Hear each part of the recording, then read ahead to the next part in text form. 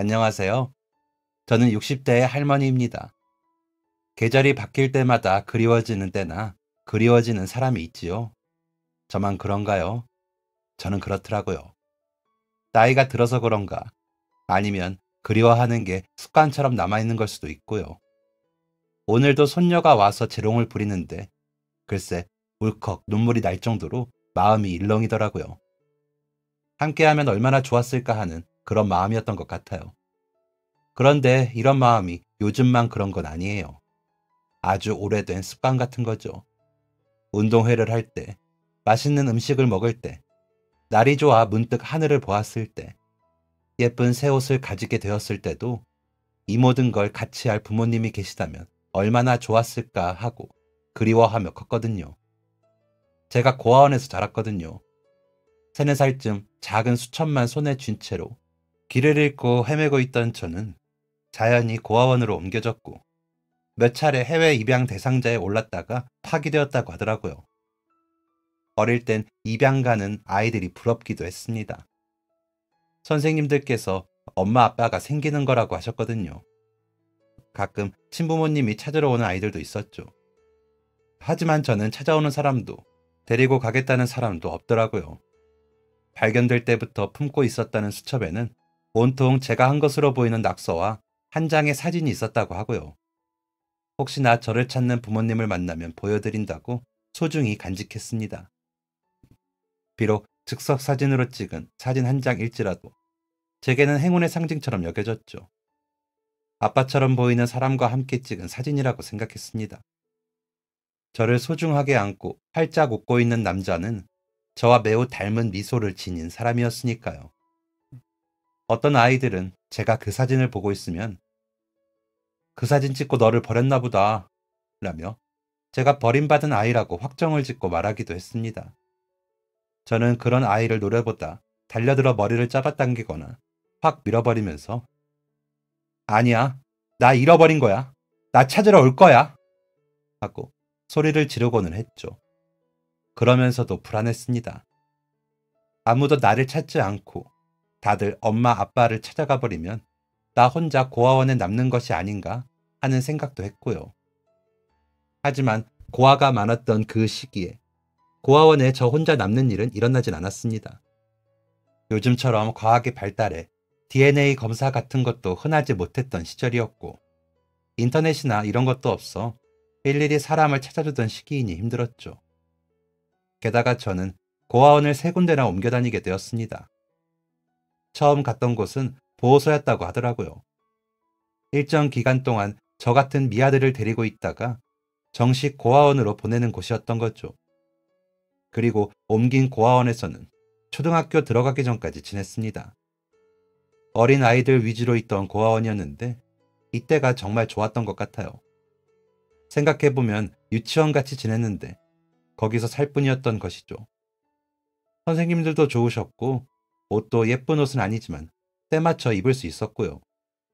매일 울고 때를 부려도 다 맞춰주시고 달래주시는 선생님들 덕에 마음 놓고 지낼 수 있었던 것 같아요. 그러다 학교에 들어가게 되며 다른 곳으로 옮겼는데 그곳은 기숙사 학교 같았습니다. 규칙을 잘 지켜야 했거든요. 학교에서 지켜야 하는 규칙보다 더 엄격한 규칙들이 처음에는 너무 어려워 혼자 울 때도 많았습니다. 그래도 저는 운이 좋은 편이었습니다. 그때 고아원들은 어떤 고아원이냐에 따라 원생들 삶이 많이 나뉘었다고 해요.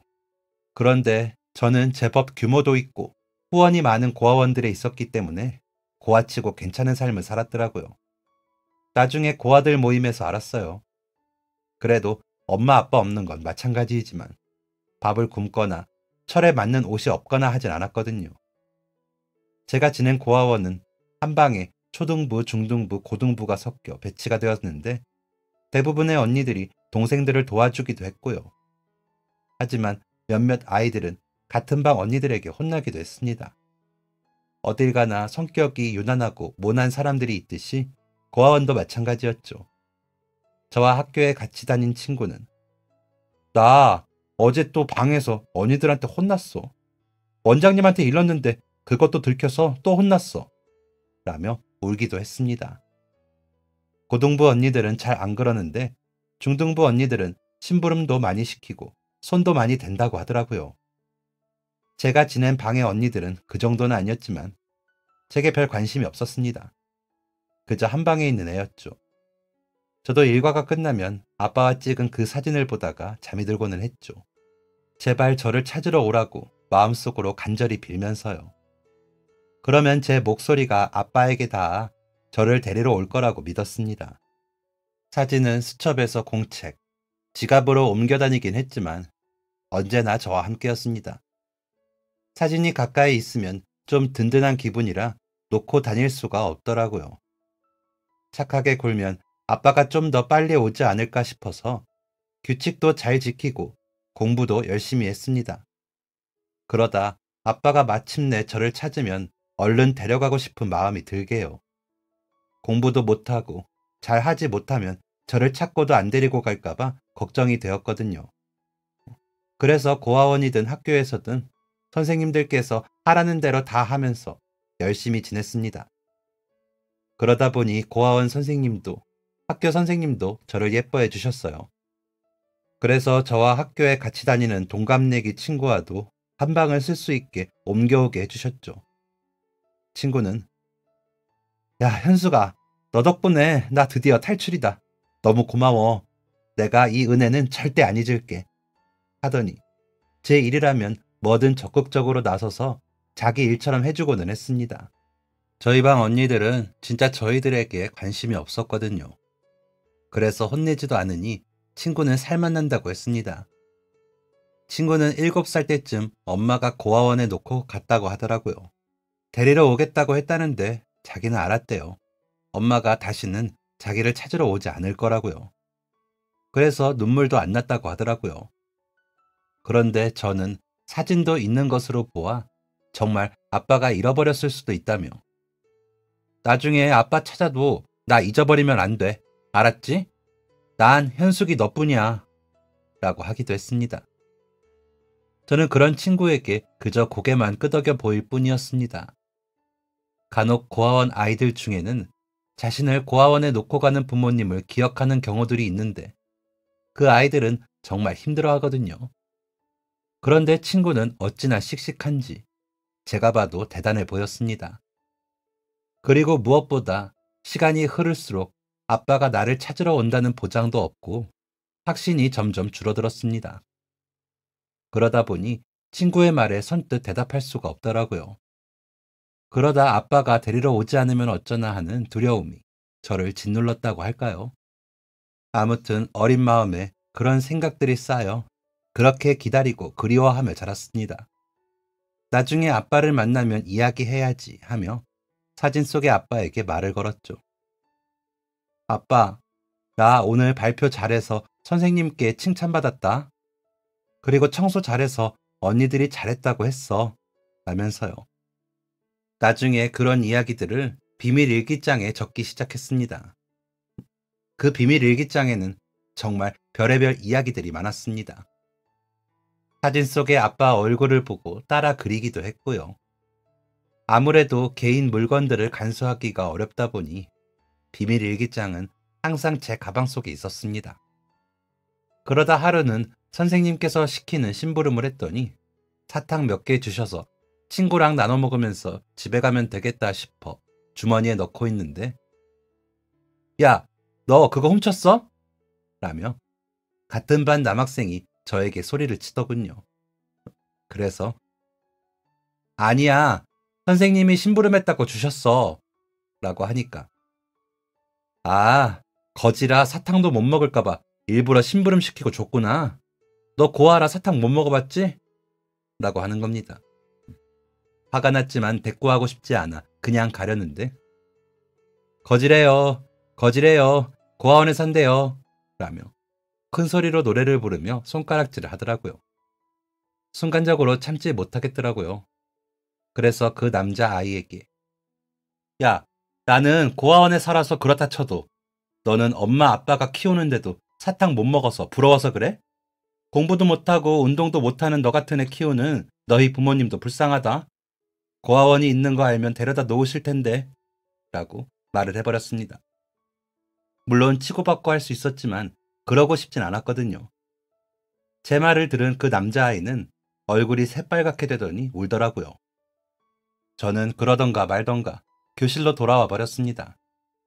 나중에 알고 보니 그 남자아이 엄마가 집을 나가셨고 아빠는 멀리 일을 다니셔야 해서 할머니와 사는 아이라고 하더라고요. 그래서 괜히 심통이나 저에게 시비를 건 건데 제가 그렇게 이야기하자 울은 거라고 하더라고요. 그 사실을 알았을 때 좀 미안한 마음도 있었지만 사과하고 싶지는 않았습니다. 하지만 그 후로 계속 그 남자아이가 마음에 걸리더라고요. 물론 그 아이가 저보다 나은 환경이죠. 고아원이 아닌 집이 있다는 건 훨씬 좋은 환경이라고 생각합니다. 그래도 제가 너무 아프게 말을 한 것 같아 신경이 쓰이더라고요. 그래서 체육 시간에 슬쩍 저번에는 미안 이라고 했더니 흠칫 놀란 그 남자아이는 아니야, 내가 미안 이라더니 씩 웃더라고요. 그 후로 저와 친구, 그 남자아이는 삼총사처럼 붙어 다녔습니다. 방과 후에 저희들끼리 숙제도 하고 공부도 하면서요. 남자아이는 공부를 유난히 못했는데 과제도 잘 안 챙겼거든요. 그래도 알려주는 건 하는 편이라 친구와 제가 열심히 알려주고는 했습니다. 집으로 향하는 길이 반대 방향이라 교문에서 헤어질 때는 손을 크게 흔들며 헤어지고는 했습니다. 다른 애들은 엄마 없는 삼총사라 부른다고 하더라고요. 저희는 그런 말에 신경 쓰지 않기로 했습니다. 물론 혼자였다면 그런 말이 더 상처가 되었을 겁니다. 하지만 같이 견뎌주는 친구들이 있으니 의지가 되더라고요. 어린 나이에도 말이죠. 그렇게 저희는 5학년이 되고 6학년이 되어서도 친하게 지냈습니다. 한 번도 같은 반이었던 적은 없지만 그래도 붙어 다녔죠. 저와 친구가 도와준 덕분에 남자아이는 성적도 많이 좋아져서 할머니와 아빠가 좋아하신다며 내가 나중에 어른 돼서 돈 많이 벌어서 너희 맛있는 거 사줄게 라고 하기도 했습니다. 그러면 저와 친구는 진짜다. 너 홍성민 약속 지켜라 라며 웃고는 했습니다. 저 민지, 성민이는 그렇게 삼총사였습니다. 그러다 졸업을 하게 되면서 성민이는 전학을 가게 되었습니다. 할머니 연세가 너무 많아지셔서 아버지께서 정착하신 도시로 가 함께 살기로 했다며 할머니와 함께 이사를 갔거든요. 민지와 저는 얼마나 울었는지 모릅니다. 편지도 하고 나중에 꼭 다시 만나자고 약속도 했죠. 그렇게 둘이 남은 민지와 저는 더 돈독해졌습니다.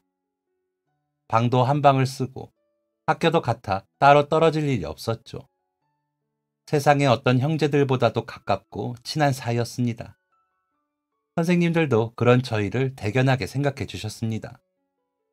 고등학교에 갈 때에도 둘 다 같은 상고에 진학을 했습니다. 그때 담임 선생님께서 인문계에 못 가는 제가 너무 안타까우셨는지 현수가 그래도 배움의 끈을 놓지 말고 공부 계속할 방법 잘 찾아봐. 너의 형편을 모르는 건 아니지만 방통대라는 것도 있거든. 고등학교 가서도 열심히 하고 나중에라도 그렇게 대학 공부해 라고 하시더라고요. 선생님의 그 말씀을 저는 마음속에 담았습니다. 그래서 꼭 나중에 취직하고 월급 받으면 대학 공부까지 하겠다고 다짐을 했죠.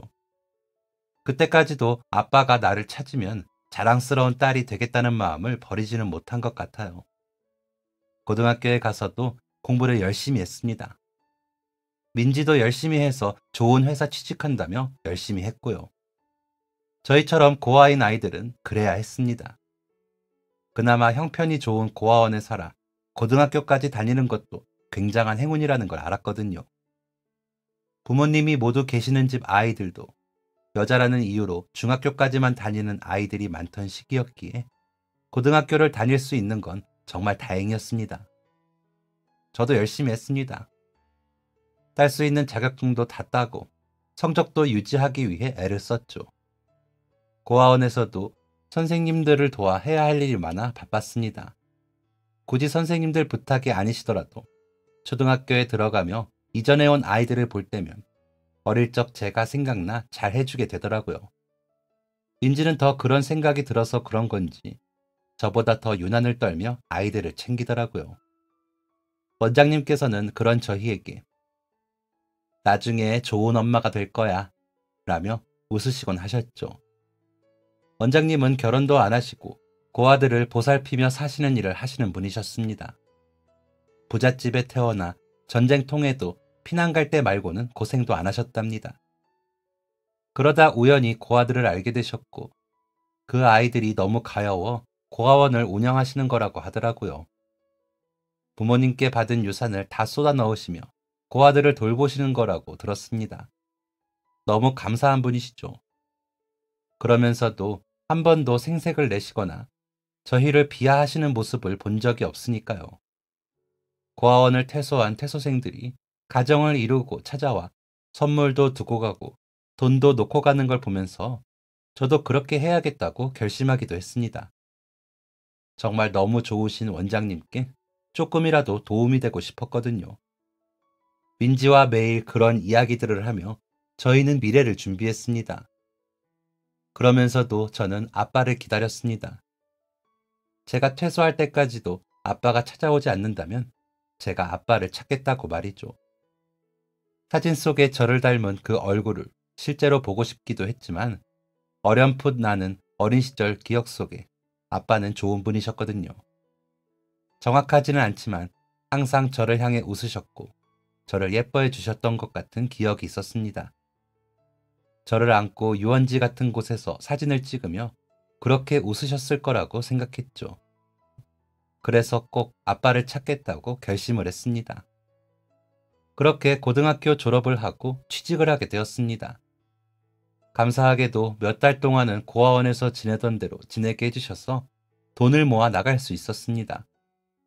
고아원에서 나올 때는 얼마 되지 않는 돈이지만 동생들에게 써달라며 봉투를 만들어드리고 나오기도 했습니다.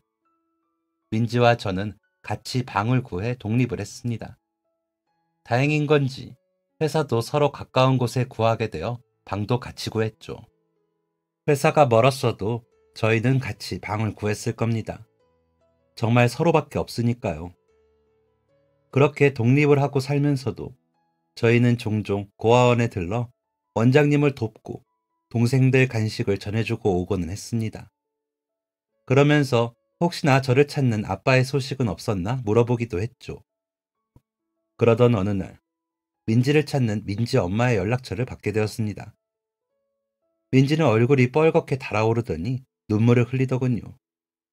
그도 그럴 것이 민지는 자신을 놓고 가는 엄마를 기억하고 있었으니까요.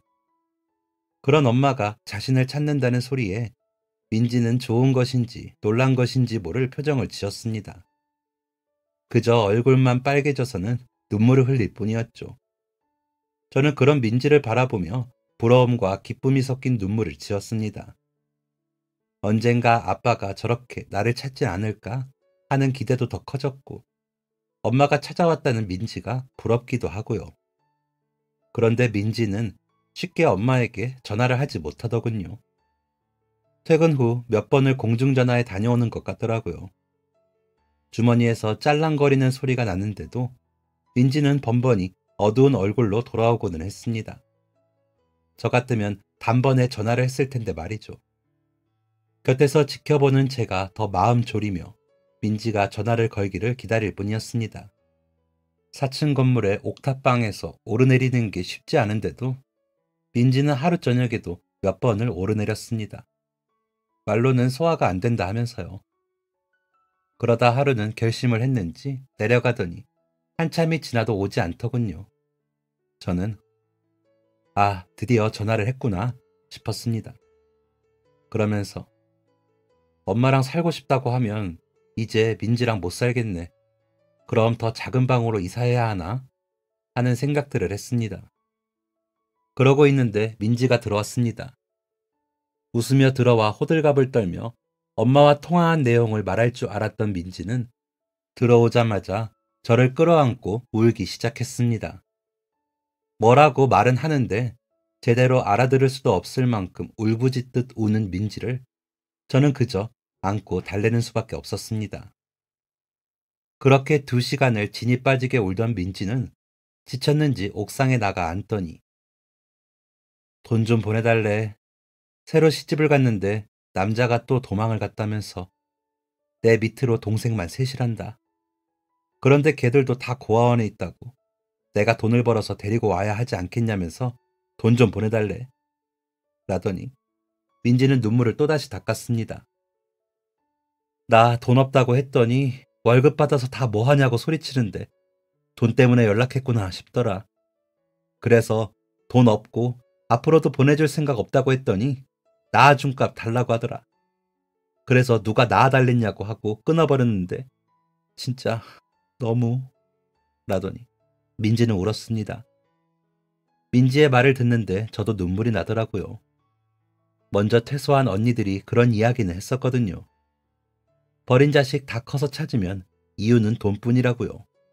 민지 엄마처럼 대놓고 돈을 달라고 하기도 하고 같이 살자고 그래서 가보면 돈만 빼먹고 가족 대우도 안 해주고 괴롭힌다고요. 자식도 키워야 자식인 거야. 떼놓은 자식은 어떻게든 이용하는 수단이야. 그러니까 부모 찾지 말고 살아. 라며 말하던 언니들의 말이 생각나 눈물이 주룩주룩 흘렀습니다. 민지가 느끼는 아픔이 마치 제 아픔처럼 느껴지기도 했고요. 민지는 한동안 전처럼 웃지도 않고 밥도 잘 먹지 않았습니다. 제가 되도록 이것저것 많이 챙겼는데 안 먹더라고요. 어릴 적부터 식판만 쓰다 보니 저렴한 그릇이라도 그릇에 내놓으면 다 맛있다고 하던 민지였는데 고기를 사다가 볶아줘도 잘 먹지를 못하더라고요. 이해도 가지만 걱정도 되니 안 챙길 수가 없었습니다. 민지네 엄마는 그 후로도 원장님께 전화를 해 민지 연락처나 집 주소를 물었나 보더라고요. 원장님은 민지가 원하지 않는다면서 알려주진 않으셨는데 민지에게 귀뜸은 해주시고요. 민지는 그럴 때마다 고맙습니다 하고 인사만 할 뿐 별 말이 없었습니다. 그렇게 저희의 20살은 흘러갔습니다. 서로가 세상의 전부인 채로 더 깊은 슬픔을 마음에 담은 채로 말이죠. 민지는 제가 대학 공부를 하게 되었다는 소식을 듣고서야 전처럼 웃었습니다. 저는 중학교 때 담임 선생님 말씀대로 방통대에 입학을 하게 되었거든요. 무슨 과에 들어갈까 하다가 법학과에 등록을 했습니다. 물론 제가 사법고시를 볼 건 아니었지만 법을 알아두면 좋을 것 같아서요. 그리고 조금 나은 환경으로 이직할 수 있겠다는 꿈을 꾸기도 했죠. 법학과 공부는 생각보다 더 어렵더라고요. 외워야 할 것도 너무 많았고요. 시험을 볼 때는 정말 출근도 겨우 할 만큼 지치더라고요. 민지와 제가 다행히도 사무직이라 버틸 수 있었지. 안 그랬으면 저는 쓰러졌을 겁니다. 민지에게도 같이 공부하자고도 해봤지만 현수가 너가 열심히 공부해서 이 언니 힘들 때 도와줘라. 그런 법은 없냐? 자식 이용하는 부모 벌 주는 법. 이라며 쓸쓸히 웃고는 했습니다. 그 말을 하는 민지의 마음이 어떨지 대충은 알겠어서 너무 마음이 아팠습니다. 그래도 서로가 있어서 정말 다행이라는 생각이 들었습니다. 민지가 없는 세상은 너무 외로웠을 겁니다. 저희가 사는 옥탑방에서 내려다본 세상은 다 문이 닫혀 있더라고요. 저희는 들어갈 수 없는 문들인 것 같아서 주눅이 들었습니다. 그 문 안에는 분명 행복한 가족들이 살 것 같았거든요. 그런 생각이 들고 나니 저희들의 옥탑이 민지와 제가 사는 섬처럼 느껴지더라고요. 물론 회사에 나가니 학교 때처럼 고아가 티가 나진 않았습니다. 그럼에도 고아라는 이름표는 떼어지지 않고 따라다니더라고요. 그 이름표가 부끄럽지 않은 유일한 사람이 민지였습니다. 민지와는 더 가까워졌죠. 방통대를 2학년까지 다니고 저는 휴학을 했습니다. 너무 바쁘고 힘들더라고요. 그런 저를 민지가 챙겨주고 집안일도 거의 다 하는 게 미안하기도 했고요. 여유를 좀 찾으면 좋겠더라고요. 휴학을 하고도 출근은 해야 하니 약간의 틈이 생기는 거였지만 그마저도 다행이라고 생각이 들었습니다. 그러는 와중에 민지가 조금씩 늦더라고요. 그러더니 나 남자친구 생겼다 하더라고요. 저희 나이가 23살이니 남자친구가 생길 수는 있었지만 갑자기 그런 말을 해 놀랐습니다. 그러면서 다행이다 싶더군요. 민지가 의지할 사람이 더 생긴 거잖아요. 부끄럽기도 하더라고요. 그래서 잘 됐다 라면서 웃었더니 너도 아는 사람? 이라고 하더라고요. 그래서 누구? 내가 아는 사람? 이라고 되물었더니 너 성민이 기억나? 라고 하더라고요. 야, 당연히 기억나지. 성민이를 만났어? 라고 물으니 이번에 우리 회사에 신입으로 들어왔더라. 군대 제대하고 취직한 건데 우리 회사인 거야. 너한테 이야기한다고 했더니 그 전에 먼저 나한테 할 말이 있다 그래서 몇 번 밖에서 데이트했거든. 어릴 적부터 날 좋아했대. 처음엔 너랑 친해져서 같이 다녔는데 점점 내가 좋더래. 엄마 도망간 것도 비슷하고 그래서. 그러기에 나 엄마랑 연락한 이야기 했더니 자기 엄마도 남자랑 살림 차렸다가 헤어지고 우리 고등학교 때 찾아왔었는데 할머니가 쫓아내셨다면서 웃더라. 그랬는데 어릴 때 정도 있고 그래서 그런가 좋아지더라고 하면서 웃더라고요. 너무 다행이라고 생각이 들면서도 좀 서운했습니다. 성민이도 야속하다고 느꼈고요. 어쩜 저를 빼놓고 둘만 노냐고요. 그래서 좀 삐친 척을 했더니 조만간 저녁에 같이 밥 먹자. 내가 성민이 친구도 데리고 오라고 할게. 라며 제 팔짱을 끼고 달래기에 저는 그만 웃고 말았습니다. 민지가 웃으며 제게 아양을 떨면 저는 웃음이 나더라고요. 민지의 웃음이 굉장히 해맑거든요. 어릴 적부터 그 웃음을 보면 정말 다 괜찮아질 것처럼 마음이 놓이곤 했습니다. 며칠 뒤 성민이는 민지와 저희가 사는 옥탑방에 왔습니다. 만나자마자 손을 잡고 방방 뛰며 반가워했습니다. 어릴 적 모습은 온데간데 없이 웬 청년이 서 있는데도 성민이라는 말에 그저 반갑기만 하더라고요. 어릴 적 얼굴은 남아있는데 목소리도 굵어지고 키도 엄청 커진 성민이는 말 안 하면 성민이인지 모르겠더라고요. 그 곁에는 어디서 많이 본 남자가 서 있었습니다. 같은 회사의 신입이더군요. 그래서 제가 어? 라고 하자 성민이가 내 고등학교 때 단짝 친구 너랑 같은 회사라고 하게 데리고 왔어. 앞으로 잘 지내라고 하더군요. 그 집에 이사간 후로 처음 시끌벅적한 것 같았습니다. 민지와 저만의 섬에 두 사람이 놀러 왔을 뿐인데도 온기가 느껴지고 북적하게 느껴졌습니다. 그 변화가 이상하게 거부감 없이 좋게 느껴졌습니다. 그 후로 종종 그렇게 저희 넷은 모이게 되었습니다. 성민이 친구는 말도 잘하고 웃기도 잘하는 사람이었습니다. 성민이처럼 군대에 갔다가 전산병으로 근무하면서 대대장인가 하는 사람이 소개를 해줘서 사무직으로 취업을 할 수 있었다면서. 안 그랬으면 군대에 말뚝 박으려고 했어요. 다행이죠. 대대장님 덕분에 현숙 씨와 같은 회사도 다니고요. 라며 능청스러운 말도 잘하더라고요. 그런 그 사람의 말이 좀 부끄럽게 하긴 했지만 싫지 않았습니다. 그러다 보니 자연스럽게 저희는 연애를 하게 되었습니다. 남자는 할아버지가 어릴 적부터 키워주시다가 할아버지가 초등학교 때 돌아가시면서 고아원에서 자랐답니다. 성민이가 이사간 지역에 있는 고아원에서 중고등학교를 다니고 군대도 비슷하게 가게 되었다고 하더라고요. 부모님은 연락도 없고 살았는지 죽었는지도 모른다고 하더라고요. 할아버지가 외할아버지인지 친할아버지인지도 모르고요. 할아버지가 말을 안 해주셨대요. 그저 밥 먹이고 옷 사입히면 끝인 줄 알고 정도 안 주시고 그저 마당에 묶어놓은 강아지 키우듯이 하셨다고 하더라고요. 그래서 부모가 어떤 사람인지 얼굴도 사진도 없다고 하더라고요. 혼자 생각에 너무 비싸니까 사진도 없었을 거라고요. 진짜 가난하고 어렵게 살았다고 하더라고요. 고아원에 가서 반찬이 그렇게 많은 줄 처음 알았다고 했습니다. 그 말을 하는 남자의 눈빛이 쓸쓸해 보이는 게 마음이 아팠습니다. 어쩌다 보니 비슷한 경험이 있는 네 사람이 모여 서로 의지하게 되었나 싶어 운명이구나 싶기도 하고요.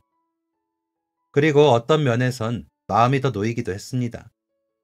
남자가 좋아도 남자의 가족 때문에 제가 고아인 게 원망스럽지 않아서요. 영화나 드라마 보면 그렇잖아요. 가난한 여자가 남자를 만나서 그 부모의 반대에 헤어지고 막 그러는 거요. 그런 생각을 하니 남자와 저는 천생연분이라는 생각이 들었습니다. 서로가 서로를 더 잘 이해할 수 있고요. 그러다 보니 자연스럽게 남자와 저는 결혼을 이야기하게 되었습니다. 둘이 결혼을 하고 아이를 낳아 제대로 된 가정을 꾸리는 게 어느 순간 꿈이 되더라고요. 남자는 제가 공부를 계속하는 것도 멋지다며, 현숙 씨, 결혼하고 일 그만두고 남은 공부 계속해요. 힘들겠지만 졸업하면 변호사 사무실이나 법무사 같은 곳에서도 일할 수 있잖아요. 너무 멋있다. 라고 해주더라고요. 자신은 공부에 뜻이 없어. 아이들 머리는 현숙 씨 닮아야겠어요. 라고 하면서요. 그런 남자의 모습에 더 마음이 놓였습니다. 민지도 성민이와 결혼 준비를 하였습니다. 서로 가족이 없다 보니 간략하게 하기로 했다며 성민이 아버지와 함께 산다고 하더라고요. 사진관에서 양복과 드레스를 빌려 입고 사진을 찍고 혼인신고를 한 민지와 성민이가 같이 살면서 저는 옥탑방에 혼자 남았습니다. 그러다 보니 남자가 자주 놀러왔죠. 둘이서 밥도 해먹고 느긋하게 책도 보고 그랬습니다. 남자의 집이 회사에서 더 멀어서 점점 더 그 횟수가 많아지면서 자연히 남자의 짐들이 옥탑방에 채워지게 되었습니다. 자연스레 이사를 오게 된 거죠. 그 옥탑의 풍경이 꽤나 괜찮아 다른 곳으로 이사 갈 생각이 안 들더라고요. 그래서 우리도 민지네처럼 사진만 찍고 혼인신고하자. 대신 옷은 좀 좋은 걸로 사 입고 사진을 찍자. 웨딩드레스는 입지 말고. 너무 민지네 따라하는 것 같잖아. 그리고 결혼식 할 돈으로 우리 멀리 여행 가요. 라고 제가 먼저 말을 했습니다. 남자는 내가 먼저 말하려고 그랬는데 반지도 맞춰놨단 말이야. 곧 나오는데. 라며 놀라서 말을 하더군요. 제가 너무 서두른 것 같아 미안했지만 이미 나와버린 말을 주워 담을 수도 없고 난감하더군요. 남자는 이제 다른 건 말하지 말아요. 내가 다 알아서 할 거야. 일단 옷은 남대문으로 사러 가자. 거기에 예복 맞추는 데 있다고 하더라고요. 당신도 좋은 양장 한 벌 해 입고 나도 좋은 양복으로 해 입고 사진 찍자. 라며 웃더라고요. 그런 남자의 얼굴을 보는데 우리는 참 잘 맞는다고 생각했습니다. 이런 사람과 결혼하게 되어 너무 다행이라고 생각했고요. 이런 모습을 아빠가 보신다면 얼마나 좋을까 하는 생각도 했죠. 드디어 사진 찍을 때 입을 예복을 사러 남자와 시장으로 가기로 한 날, 저는 너무 들떠 있었습니다. 남자도 마찬가지였죠. 사진 찍고 바로 혼인신고하고 법적인 부부가 되기로 했으니까요. 설레는 마음으로 가다 보니 제가 헐렁해 보였나 봅니다. 옷들을 살펴보다 마음에 드는 옷이 보여 흥정을 하고 적당한 가격에 옷을 사게 되었습니다. 기분이 좋더군요. 옷이 마음에 너무 들었거든요. 그런데 가격을 치르려는데 지갑이 없는 겁니다. 예복을 사기 위해 꽤 많은 돈을 넣어두었는데 아무리 가방을 뒤져도 지갑이 없더라고요. 대신 가장 한 귀퉁이가 칼로 긁혀 구멍이 나 있는 것만 발견했죠. 소매치기를 당한 것이었습니다. 너무 들떠서 누가 제 가방에 구멍을 내는 것도 몰랐던 겁니다. 당황하며 구멍난 곳만 살피다가 지갑 속 사진까지 잃어버린 것을 깨닫고는 눈물이 나더군요. 아빠와의 기억과 추억을 증명해 줄 것이라고는 그 사진밖에 없는데 사라진 것을 알게 되니 너무 힘들더라고요. 남자는 우는 저를 달래며 일단 파출소에 신고라도 하자. 돈만 가져가고 지갑은 돌려줄 수도 있잖아. 진정해, 찾을 수 있을 거야. 라며 집 앞 파출소로 가 사정을 말을 하고 신고를 해주더라고요. 저는 바보같이 계속 울기만 하고요. 제가 조심성 없이 소매치기를 당해 옷도 못 사고 사진도 못 찍게 됐으니까요. 남자는 괜찮아. 사진이야 앞으로 찍으면 되고 옷도 사면 되지. 아버님 사진만 생각하자. 그리고 우리 이 반지 끼우고 혼인신고하러 가요. 라며 제 손가락에 반지를 끼워주더라고요. 너무 고맙고 감동적이었습니다. 그런 순간에도 제 탓을 한 번을 안 하더라고요. 훔쳐간 놈이 나쁜 놈이지 당한 피해자가 나쁜 거냐면서요. 평생에 내 편이 생긴 것 같아 좋았습니다. 제주도로 신혼여행을 예약해놓고 며칠 동안 계속 파출소에 가서 물어보았습니다. 집에 전화가 없으니 직접 가보는 수밖에요. 혹여나 신혼여행 가기 전에 사진이라도 찾으면 그 사진을 꼭 들고 가고 싶었거든요. 자려고 누울 때마다 사진 생각에 마음이 갈기갈기 찢기는 것 같았습니다. 돈도 아까웠지만 사진이 너무 찾고 싶었습니다. 여행을 가기 전날에도 파출소에 들렀습니다. 경찰분들이 저를 알아보시고 반기시면서 오셨어요? 드디어 왔네요. 한현숙 씨 맞으시죠? 혹시 이 지갑인가요? 라며 지갑을 꺼내주시더라고요. 네, 맞아요. 라며 받아들어 사진부터 확인을 했습니다. 다행히 들어있더군요. 제가 눈물을 흘리며 있네요. 있어요. 감사합니다. 라고 인사를 하자 경찰분도 웃으시면서 잘 됐네요. 잠시만요. 제가 확인하고 분실물 돌려드릴게요. 세상에 그 지역에서 오랫동안 활동한 소매치기 할머니가 잡혔는데 훔친 지갑들을 다 가지고 있었나 봐요. 돈은 다 쓰고요. 돈도 꽤 많이 있었다면서요. 돈은 못 찾았어요. 그래도 지갑이라도. 어? 라고 하시더라고요. 그래서 무슨 일 있으세요? 라고 물으니 사진 속 이분이 아버지세요? 라고 다시 물어보시더라고요. 그래서 그런 것 같아요. 자세히 기억은 안 나지만 어릴 적에 길에서 발견돼서 고아원에서 자랐는데 그 사진만 남아서요. 아버지인 것 같아요. 라고 하자 제가 아는 분이 맞는 것 같아서요. 이분이 따님을 엄청 찾고 계시거든요. 라고 하시는 겁니다. 결혼을 앞두고 혹시나 하는 마음에 입양센터나 미아센터에 찾아가 아빠를 찾으려고 해봤습니다. 혹시나 해서 만나보면 전혀 다른 얼굴의 분들이 나타나 찾지 못하면서 애만 태우다 마음으로 아빠를 더 그리워했거든요. 그런데 경찰분이 사진을 보시고 저희 아빠인 것 같다고 하시니 심장이 쿵쾅거렸습니다. 어쩌면 아빠를 정말 찾을 수도 있겠다는 생각이 들었죠. 남편에게도 말을 하니 남편은 우와! 라며 박수를 치더라고요. 경찰분과 약속한 날짜에 만나기로 한 파출소로 향하면서 유난히 가슴이 뛰었습니다. 문을 열고 들어서자 나이가 들었지만 사진 속 얼굴을 한 남자가 문 쪽을 바라보고 서 있더군요. 현수가?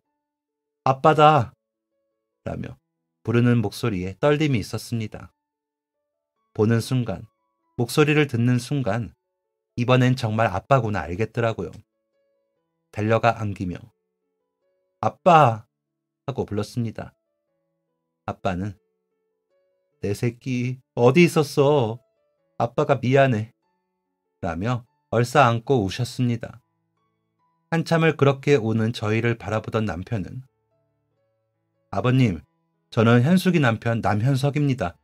뵙게 되어 영광입니다. 라며 엎드려 절을 하더군요. 아빠는 그런 남편을 일으켜 고맙네, 고마워 라며 손을 잡고 웃으셨고요. 경찰은 안 사장, 이제 한 풀었어. 그렇게 딸 걱정하더니 라고 하면서 아버지를 안아주시더라고요. 그곳에 모두가 얼싸안고 들뜬 마음으로 저희 부녀의 만남을 기뻐해 주셨습니다. 저는 이게 꿈인지 생시인지 모르겠더군요. 일단 경찰분과 아버지, 저와 남편은 자리를 옮겨 남은 이야기를 하기로 했습니다. 가까운 저희 집으로 가기로 했죠. 아빠께 제가 직접 차린 밥상을 대접하고 싶어 미리 준비를 했거든요. 만약 아빠가 아니라면 그냥 저희 부부가 먹기로 하고요. 신혼여행까지 취소하고 차린 상이라 심혈을 기울였습니다. 아빠는 옥탑방에 오르시더니 예전에 우리 살던 집 같다. 기억이 나서 이곳에 집을 얻었니? 하시더라고요. 아니요.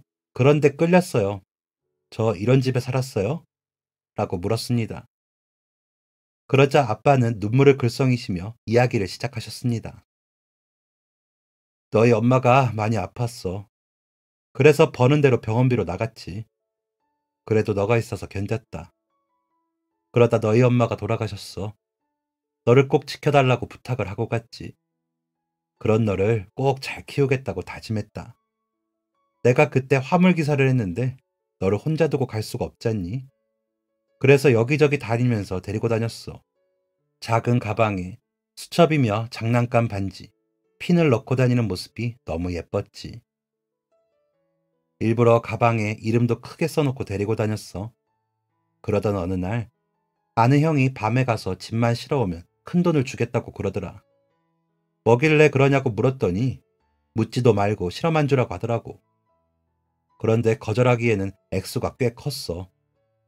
그런데 밤에 해야 하다 보니 옆집 할머니한테 너를 맡기고 일을 갔지. 가게 하시는 분이시라 자주 뵌 분이었거든. 그러고는 일을 하는데 누군가 와서 나를 체포하더라고. 경찰이라고. 알고 보니 그 짐들이 다 도난품들인 거야. 나는 아무것도 모르는데 범인이 된 거야. 아니라고. 나 좀 내보내달라고. 애가 있다고 아무리 이야기해봐야 소용이 없었어. 그 길로 구치소 가서 재판받고 2년형을 살았다. 사위 앞에서 너무 부끄러운 이야기구나 하시더니 아빠는 눈물을 닦으셨습니다. 아빠의 이야기를 듣는데 기억이 날 것 같은 장면도 있더라고요. 돌아와 보니 집도 없어졌지. 월세 사니 집도 다 버렸다고 하더라고. 가게 할머니는 너를 잃어버렸다고만 하고 언제 없어진 건지 너가 없더래. 내가 구치소 가고 얼마 안 돼서 없어졌다고 하더라. 미친 사람처럼 너를 찾았다. 그러다 조사받으면서 알게 된 이 경찰분을 찾아갔지. 그 사이 진범들이 잡혀서 안 그래도 나한테 미안했다면서 백방으로 너를 찾게 도와주셨어. 그런데도 너를 못 찾더라. 그랬는데 이번에 이렇게 라며 우셨습니다. 제가 사진을 내밀며 이 사진은 언제 찍은 거예요? 라고 묻자 이게 화물차 타고 다니다가 우연히 한 지방의 유원지에 갔는데 즉석 사진이 있더라고. 그래서 신기해서 한 장 찍자 했지. 카메라가 없어서 너 어릴 적에 사진이 별로 없었거든. 그런데 너가 그 사진을 수첩 사이에 끼워서는 가방에 꼭 가지고 다니더라고. 그래서 너가 가지고 있었을 거야. 라며 사진을 보시면서 이렇게 작았는데 이렇게 커져서야 보다니 아빠가 미안하다 하시면서 다시 우셨습니다. 아빠는 경찰분이 소개해주신 회사에 다니시다가 그 회사 공장장까지 하시다가 회사를 따로 차리셔서 형편은 많이 좋아지셨다며 이제 우리 딸 하고 싶은 거 아빠가 다 해줄게. 우리 사위도 하고 싶은 거 이야기해. 라면서 저희를 안고 우셨습니다.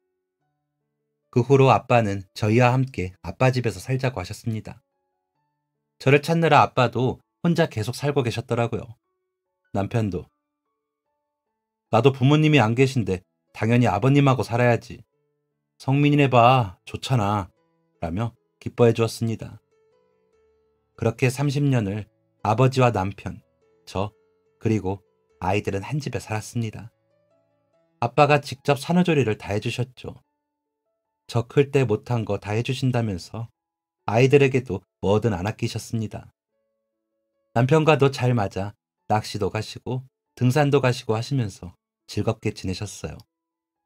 그러다 4년 전쯤에 돌아가셨습니다. 고혈압이 있으셔서 약을 드셨는데도 뇌혈관 문제로 돌아가셨어요.